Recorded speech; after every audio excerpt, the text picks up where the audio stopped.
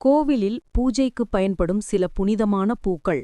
ஆனால் வீட்டில் வளர்த்தால் நல்லதல்ல என்று நம் முன்னோர்கள் எச்சரித்து வைத்திருக்கிறார்கள்.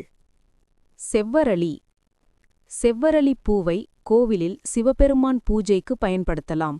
ஆனால் வீட்டில் வளர்த்தால் சண்டை தகராறு அதிகரித்து மன அமைதி கெட்டுவிடும். எருக்கம். எருக்கம் சிவபெருமான் அருளை பெற்ற பூ.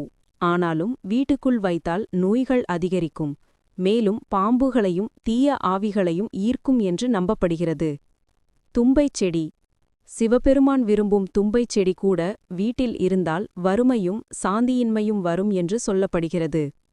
நந்தியாவட்டம். அழகாக இருக்கும் நந்தியாவட்டம் பூவும் வீட்டில் இருந்தால் குடும்பத்தில் துக்கமும் கவலையும் அதிகரிக்கும். செம்பருத்தி.